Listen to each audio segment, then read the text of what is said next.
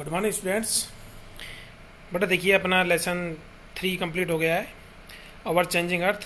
उसकी exercise question देखिए। पहला क्वेश्चन क्या है इसमें, why do the plates move. अपना पढ़ा था कि हमारी जो पृथ्वी की प्लेट्स हैं जिन पे हम रहते हैं, धरातल, वो मूव यानी कि उनमें गति क्यों होती है, इधर उधर क्यों होती है वो। तो ये प्लेट्स है, ये गति क्यों करती है।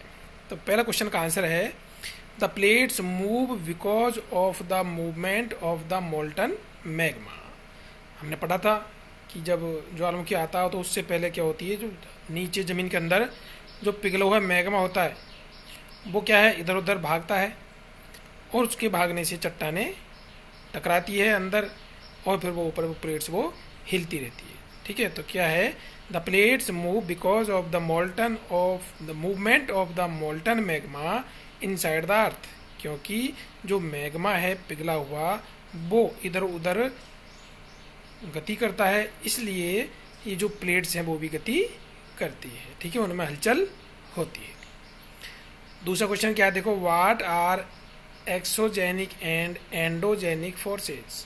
तो एक्सोजेनिक और एंडोजेनिक फोर्सेज के बारे में हम पढ़ चुके पहले। क्या है ये, आंतरिक और बाहरी शक्तियाँ।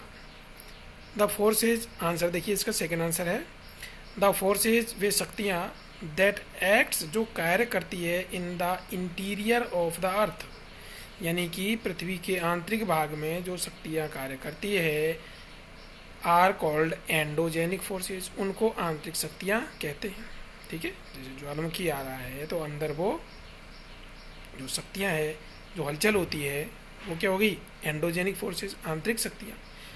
The forces that acts on the earth surface, और जो शक्तियाँ अर्थ सरफेस यानी धरातल के ऊपर जो कार्य करती है, आर कॉल्ड एक्सोजेनिक फोर्सेज, उनको बाहरी शक्तियाँ कहते हैं। ठीक है, तीसरा क्वेश्चन क्या है, व्हाट इज इरोजन। इरोजन क्या है, अपर्दन क्या है। हम पढ़ चुके लेसन में कि ऊपरी कटाव होता है, धरातलीय कटाव होता है, उसको इरोजन कहते हैं। ठीक है, तो देखिए क्या है, erosion is the wearing away of the landscape. तो इरोजन क्या है, कटाव है, वेयरिंग अवे यानी कि कटाव, ऑफ द लैंडस्केप, धरातल का, बाई डिफरेंट एजेंट्स, विभिन्न क्रियाओं के द्वारा, विभिन्न कारकों के द्वारा, एजेंट्स के द्वारा, जैसे कि वाटर, पानी के द्वारा भी स्थलमंडल का कटाव होता है। जब नदियाँ बहकर ऊपर से नीचे आती है तो वो चट्टानों को, धरातल को काटती हुई लाती है। विंड, हवा के द्वारा भी अपर्दन होता है, और आइस के द्वारा भी, जिसके बारे में हम पढ़ चुके, इनके द्वारा भी कटाव होता है। तो ये सब क्या है, इरोजन के एजेंट यानी कि कारक, कारण है ये, जिनके द्वारा इरोजन होता है। ठीक है, अगला क्वेश्चन क्या है, how are flood plains form. Flood plains क्या होता है, जो बाढ़ के द्वारा मैदानों का निर्माण होता है उनको बोलते हैं फ्लड प्लेन्स। तो ये कैसे बनते हैं, कैसे निर्मित होते हैं। ठीक है, तो क्वेश्चन 4 का आंसर देखिए, when rivers out flows their banks, जब नदियों में बहुत अधिक पानी आ जाता है, बरसात तेज होती है तो पानी बहुत ज़्यादा आ जाता है, तो अपने जो किनारे होते हैं उनको तोड़कर बाहर तक बहने लग जाती है। बैंक्स यानी किनारों को, आउटफ्लो यानी बहुत ज़्यादा पानी आ जाता है जब नदियों में, तो वो किनारों को तोड़कर अन्य क्षेत्रों में दूर तक फैल जाती है। दे कॉज फ्लड, और फिर क्या होता है, उसी को अपन बोलते हैं बाढ़ आ गई। इन द नेबरिंग एरिया, और आसपास के क्षेत्रों में पानी भर जाता है बहुत अधिक। The flood water takes away fine soil, और जो ये बाढ़ का पानी है अपने साथ बारीक मिट्टी को बहाकर दूर तक ले जाता है, अनोदर मटेरियल, और दूसरे कई तत्वों पदार्थों के साथ।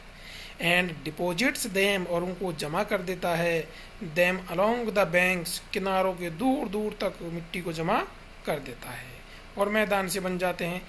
दिस डिपोजिशन, ये जमाव, यही जमाव leads to the formation of flood plains, यही मिट्टी का जमाव क्या कहलाता है, बाढ़ के मैदान। भाई बाढ़ के द्वारा बहाकर लाई गई मिट्टी जब जम जाती है किनारों से दूर तक, तो वो मैदान का रूप ले लेती है और इसको ही बाढ़ के द्वारा निर्मित मैदान कहते हैं। ठीक है, आगे देखिए क्वेश्चन नंबर 5 है व्हाट आर सैंड ड्यून्स। हम खूब अच्छी तरह पढ़ चुके हैं इसके बारे में कि सैंड ड्यून्स क्या है, मिट्टी के टीले क्या है। सैंड ड्यून्स क्या होते हैं, मिट्टी के टीले। तो देखिए सैंड ड्यून्स क्वेश्चन नंबर 5 का आंसर है wind lift and carry sand. हवा जब चलती है तो क्या करती है, मिट्टी को उठाती है और अपने साथ उड़ा कर ले जाती है। Carry sand from one place to another, एक स्थान से दूसरे स्थान पर, ठीक है, एक स्थान से दूसरे स्थान पर। वैन दे स्टॉप ब्लोइंग, और जहाँ पर हवा बहना बंद हो जाती है, सैंड फॉल्स, तो मिट्टी क्या करेगी, वहीं गिर जाती है। एंड गेट्स डिपोजिटेड, और फिर वहीं जमने लग जाती है। भाई हवा चलेगी, मिट्टी उड़ा कर ले जा रही है, जब हवा रुकी तो मिट्टी वहीं गिर गई और वहाँ जम गई। इन लो हिल लाइक स्ट्रक्चर, और छोटे छोटे टीले, पहाड़ी नुमा टीले, छोटे छोटे टीले बन जाते हैं, उनका निर्माण हो जाता है, स्ट्रक्चर्स उनका निर्माण हो जाता है। कॉल्ड सैंड ड्यून्स, उन्हीं को क्या बोलते हैं, सैंड ड्यून्स, मिट्टी के टीले। क्वेश्चन नंबर 6 देखिए हाउ आर बीचेज फॉर्म्ड। बीच कैसे बनती है, हमने चित्र के द्वारा समझाया था, बीच को हमने बताया था जब लेसन पढ़ाया था। तो बीच समुद्र के किनारा, समुद्र का किनारा जहाँ पर मिट्टी जम जाती है और लोग वहाँ घूमते हैं, उसको बीच बोलते हैं। तो वो कैसे बनता है, देखिए क्वेश्चन नंबर 6 का आंसर। द सी वेव्स, समुद्र की लहरें, डिपोजिट सेडिमेंट्स, जो अवसाद है, जो कचरा है, मिट्टी है, अलोंग द शोर्स, वो समुद्र के किनारों पर जमा करती जाती है। लहरें जब समुद्र किनारे इन सबको जमा कर दी जाती है, शोर्स यानी किनारों पर। Which leads to the formation of beaches, जो क्या होता है, उनसे बीचेज यानी समुद्र के किनारों का निर्माण हो जाता है, जहाँ पर लोग बाग घूमते रहते हैं, तो उसको समुद्री बीच कहते हैं। समुद्र का किनारा, प्लेन किनारा, जहाँ पर लोग बाग घूमते हैं। अगला क्वेश्चन है बेटा question number 7, what are oxbow lakes. Oxbow lake क्या होती है, हम पढ़े खूब अच्छी तरह ऑक्सबो लेक, ठीक है। तो ये ऑक्सबो लेक क्या है, बैल के सींग के चंद्र आकार की जो झीलें होती है उनको बोलते हैं ऑक्सबो लेक। अब ये कैसे बनती है, देखिए। When a river enters the plain, जब कोई नदी मैदान में प्रवेश करती है, it forms a large bend, और उसमें एक मुड़ाव आ जाता है, मोड़ आ जाता है, which is cut off streams, और फिर वो बहती हुई नदी अपनी मेन धारा से कट जाती है, अलग हो जाती है, ठीक है। तो वो मोड़ पर जो पानी भरा है वो भरा रह जाता है और नदी सीधी निकलने लग जाती है। In due course of time, और फिर लंबे समय के बाद वो नदी उस मेन धारा में जुड़ जाती है और वो जो घुमावदार हिस्सा है वो उससे अलग हो जाता है। The cut off stream takes the form of a lake, और जो वो कटा हुआ हिस्सा अलग से पानी भर जाता है वो एक झील बन जाती है। कॉल्ड ऑक्सबो लेक, उसी को ऑक्सबो लेक कहते हैं, जो कि मुड़ी हुई होती है, ठीक है। अर्धचंद्राकार भी कह सकते हैं उसको। तो वो क्या, पहले नदी अंदर मुड़ गई थी, फिर बाद में वो नदी सीधी हो गई और वो जो हिस्सा है वो अलग हो गया, मुड़ा हुआ, तो उसी को क्या बोलते हैं अपन, ऑक्सबो लेक। ओके बेटा, इनको अपनी नोटबुक में नोट कर लेना, लर्न करना है, ठीक है। और अगले क्वेश्चन कल करवाएंगे। Thank you.